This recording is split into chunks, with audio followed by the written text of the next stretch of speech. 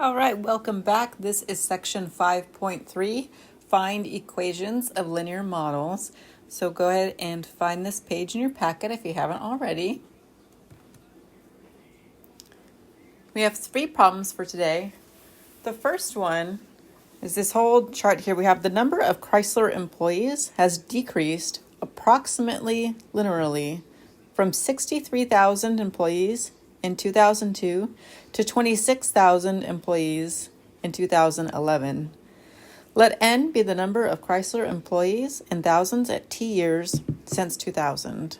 So they've given us some hints here, right? So they told us T is 2 and 11, right? So the 2 comes from 2002, 2 years since 2000. The 11 comes from 11 years since 2000. So how many employees were there when T equals 2? A lot of people tell me 26 because it's so close to that 2002. They think they go together. But if you read it again one more time, you'll see that it decreased from the 63,000 in 2002 to that 26,000 in 2011. So the 2 is actually 63. And then we've got the 26 here with the 11. All right, very good. So go ahead and find that slope. I'm going to work on it here at the same time as you, and just hit pause if you need to.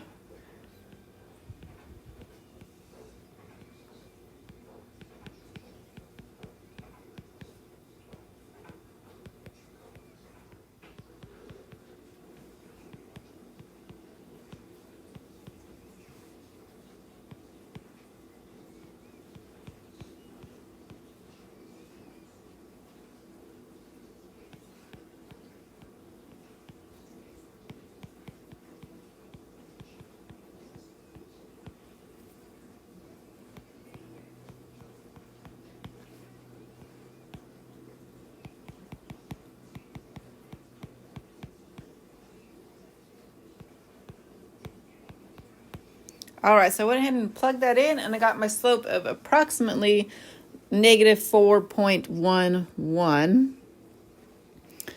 Typically, I don't have you change things to decimals, but when we are working on story problems like this, it's pretty much standard that if you're working with a story problem, it's okay to put it in decimal. Just because if you wanted to tell somebody about, there's this company and they lose 37 over 9 employees, people are going to look at you like you're crazy. Okay, so if you just say the 4.11, we're all good. Okay, so now find an equation for the linear model. So that's y equals mx plus b. We know the slope because we just found it. So I'll plug that in. And we want to pick an ordered pair. If you want to work ahead, go ahead and hit pause. Otherwise, we can do this together. It's okay. I'm going to just go with the first one. 63 equals my slope times 2. And then I'll go ahead and simplify.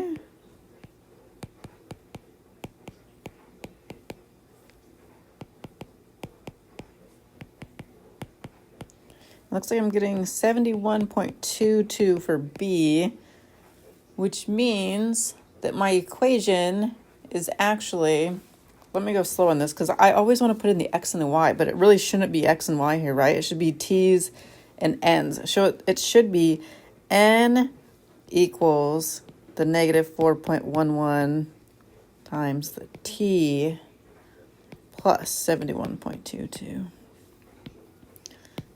Right, 7 looks a little bit like a 2. I'm going to fix him. There we go. Okay, so now for part D, it's what is the n-intercept and what does it mean in this situation? I think you know how to do that. So go ahead and write that down. And also, when you hit pause this time, go ahead and finish off this page with the part E of graphing the linear model. So give it a title, label your axes, plot the points, connect them up with a line. Okay, hit pause. Give that a try. Come back when you're ready.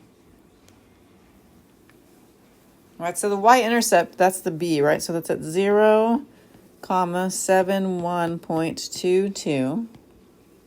And what does it mean in this situation? It estimates that there were 71.22 thousand employees in 2000.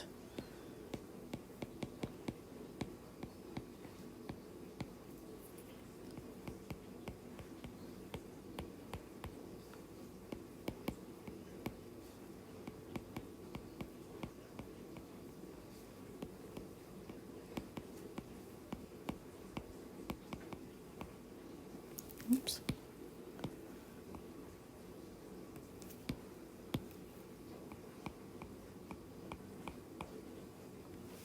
All right, and then for your graph, go ahead and check in with mine. We've got the title, label, make sure you put the years since 2000, you didn't put in the actual years, and then it should look like that. All right, for the next one, I want you to go ahead and start that. It's problem number 2. It's talking about these airlines are scheduling flights so that more seats are filled to offset the sharp increases in fuel costs. The percentages of all seats that are filled in May are shown in the table for various years. Let P be the percentage of airline seats that are filled in May of the year that is T years since 2000. And the first part that they ask you to do is to complete the table. So go ahead and do that real quick. That's not too bad. And I would also like you to create the scattergram of the data. So you have the airline seats, the years, the percent, plot those points. I do not want you to do part C yet. Okay, so hit pause, do A and B, and then come back and we're going to do part C together. Okay, so for part A, the years since 2000, so I just have 2, 4, 6, 8, 10, and 11. For part B of the scattergram, looks like this. Now, does it look like it's linear? It's not perfectly linear because they aren't in a perfect straight line.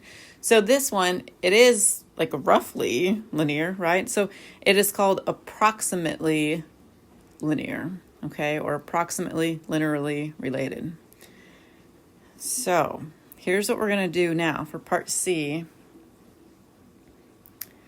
We're going to go and try to find an equation to describe this data. Okay, so it's just approximate.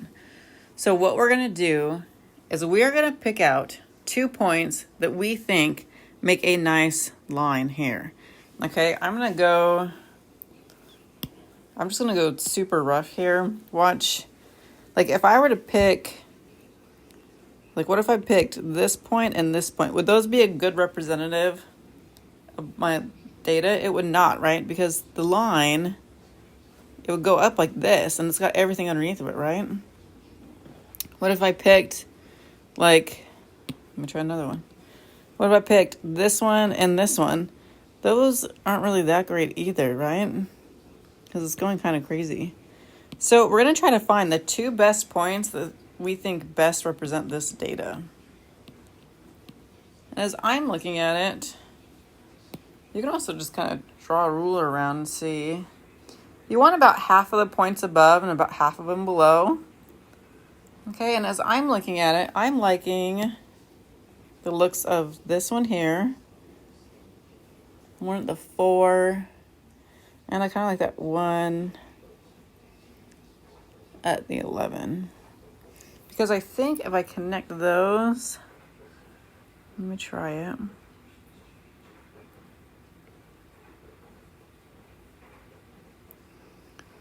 I think that looks pretty good. There is more than one right answer. Okay, so if you want to pick different points that you think are closer, go on ahead and do that, okay? Now, we have picked our 2 points. So now, we're going to go ahead and figure out what this equation would be. Okay, so for part C, I'm just going to go ahead and write in here like a little bit of notes. So the first thing that we did was pick any 2 ordered pairs.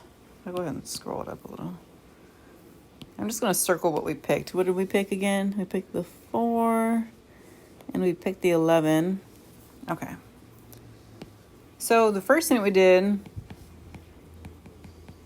pick any 2 ordered pairs, but make sure they follow the trend.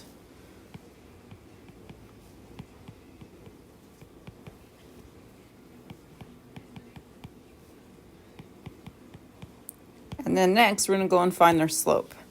Okay, so it's just the y2 minus y1 over x2 minus x1. And when I plug that in, I have 83.4 minus the 75.7 over 11 minus 4. Ends up being 7.7 over 7, which is 1.1. So let's see. I'm trying to find that equation. So I know the slope now, so I'll go plug that in. Now I have to go and find B. So go ahead and grab one of those points.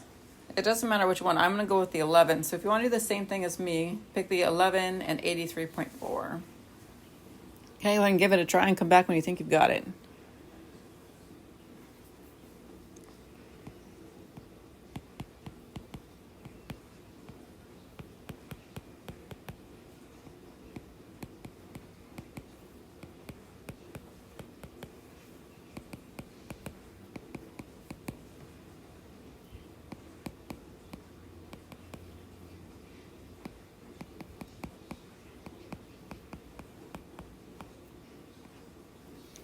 All right, so I've plugged them in and I have now y equals 1.1x plus 71.3.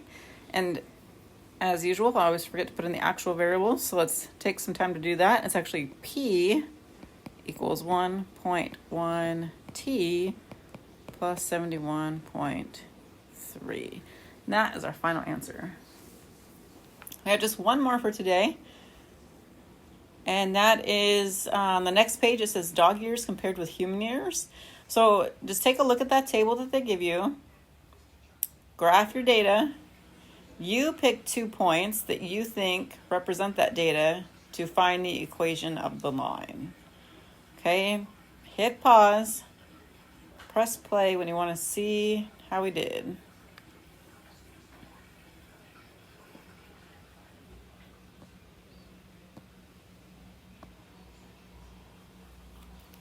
Okay, so I plotted all the data. I have my title. I labeled my axes. I picked 2 points that I thought were good. And I came up with H equals 4.5D plus 15.5. Now, these are approximately linearly related, right? So if you picked those exact same points, we got the exact same answer. But you probably didn't pick the same as me. So your slope, as long as it's ballpark, it is correct. So I would probably accept anything from about 3.7 up to 5.2 maybe. It's pretty good. And then for the y-intercept, probably anything between like 13 to 17 or maybe even more, maybe like 10 to 20 is probably pretty good. Okay. The only ones that are going to be way off typically are my students that pick the first two. Let me show you what theirs looks like. Because if you pick just the first two, look at this. Most of them are pretty close, right? Except if you look at the first two, it's really going to throw it off bad. That is not a good representation of the data, right? So if you pick the first two, your numbers are going to be way off. So go back and try it again with either mine or other ones that you want to try. Okay, just don't pick those first two. All right, that wraps up another day. Awesome job. Have a good one.